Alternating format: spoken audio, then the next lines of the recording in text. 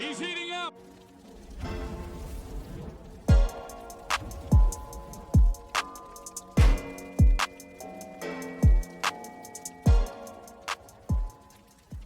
What's good, everybody? Last week got my business up and running, and then I wanted to focus on repairing my knees, repairing my hamstrings, getting my speed, agility, quickness, some of my bounce back. Been watching a lot of knees over toes content as of late.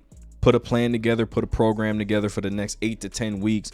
I'm going to be following that program, and I'm going to be posting content on that in the coming months. But I wanted to get back so we can have an honest conversation about one Dwight Howard, because for some reason, when we talk about him, when his name is brought up, these are some of the images and some of the clips that we are shown. Patrick, talk to Dwight. He's not making free throws.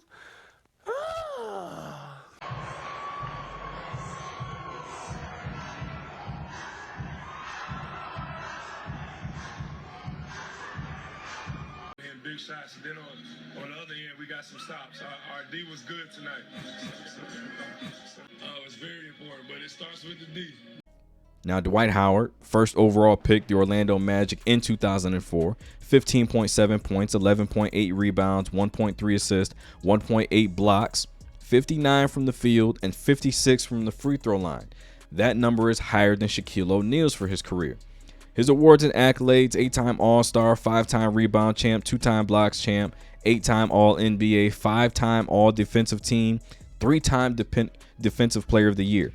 And it doesn't really matter how you feel about the bubble.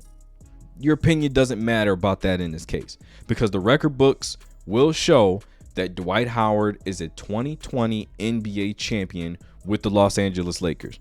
In 2009, won the Eastern Conference Finals. They beat Boston. They beat LeBron. They got to the finals and faced Kobe. That team is one of the best teams of that era that doesn't get a whole lot of respect. Jameer Nelson, Rashard Lewis. They had a lot of shooters. Hedo Turkoglu. They had a lot of shooters surround Dwight Howard, and for him to be a black hole, attract attention, and kick out the shooters, that offense was running like a well-oiled machine. That is the nicest comment you will ever hear me say about Stan Van Gundy. Now, key stats in my mind, it would be the fact that he's 31st all-time in win shares at 141.7. He's 10th all-time in rebounds, and he's 13th all-time in blocks. He's 4th in career double-doubles behind Tim Duncan, Karl Malone, and Hakeem Olajuwon with 748 double-doubles for his career. That is more than Kevin Garnett, Shaquille O'Neal, Charles Barkley, Patrick Ewing, LeBron James, and John Stockton.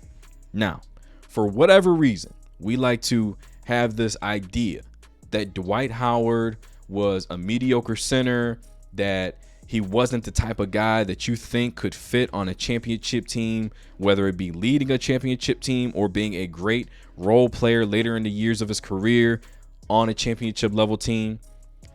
Here's how I combat that, okay? The fact that in your mind, Shaquille O'Neal specifically, let's go there, that he should be averaging 28 points, 15 rebounds, 3 blocks. Okay, that's what you did. Those are similar to what your numbers were.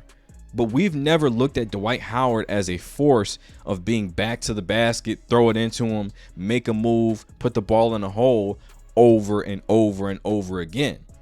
Now, the fact that he didn't really have a post-up game, alley-oops, pick and roll dives to the basket, again shooting 56 from the free throw line, those are the type of points that Dwight was going to get for the majority of his career. We did not expect him to be a black hole offensively, to score the basketball repeatedly like a Hakeem, like a Tim Duncan, like Karl Malone, like KG, like Shaq. That's not his style of play.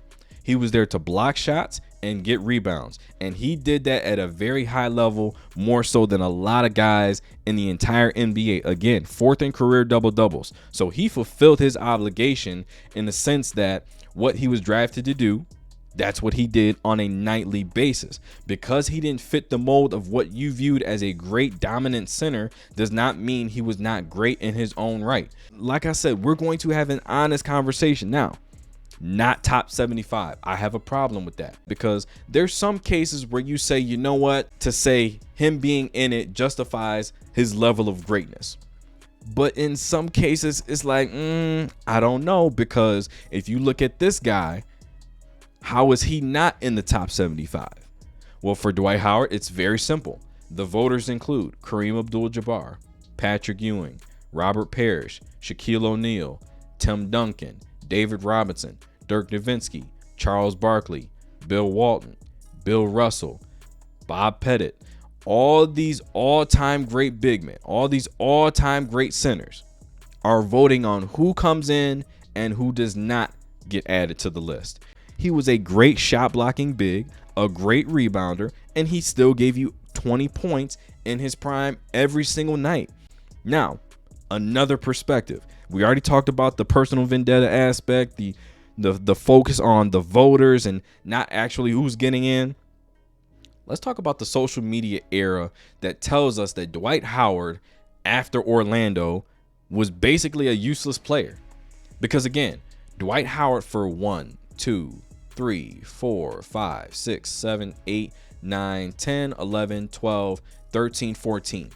The first 14 years of this man's career, he averaged a double-double, and in the 15th year, he was only able to play 9 games in which he was averaging 13 points and 9.2 rebounds. So essentially for 15 years, he averaged a double-double every single season. Now, let's talk about the Houston years, okay? He averaged 18 points and 14 rebounds, and that's just in the playoffs. 18 points and 14 rebounds. And then you look at the next 3 years of his career, all right? He played with teams like Atlanta, Charlotte, spent some time in Washington, found his way back to the Lakers, all right? In those years, Dwight Howard averaged 14 points and 11.5 rebounds. If I'm not mistaken, those are Rudy Gobert-like numbers. The same Rudy Gobert-like numbers that walked into a max deal from the Utah Jazz, okay? How is it that we make a player a max contract player, we make him an all-star, we make him a defensive player of the year for having the same numbers another all-time great defensive player has in the twilight of his career? But we respect one and we totally disregard and disrespect the contributions that the other guy has made throughout the entirety of his career. I have a problem with that. Again, Dwight Howard wasn't my favorite player. I'm not going to sit here and say that I take him over a Duncan, over a Hakeem, a Shaq, or a Kevin Garnett. I'm not saying that. But what I'm saying is, because you have a problem with the way he played the game does not mean he is not an all-time great in his own right. Dwight Howard was an outstanding defensive player, outstanding rebounder, and he still gave you 20 points a night. In my book, Dwight Howard is easily a top 75 NBA player in NBA history. Let me know in the comments what you think. Give this video a like, subscribe to the channel. That's one more for the good guys. Easy.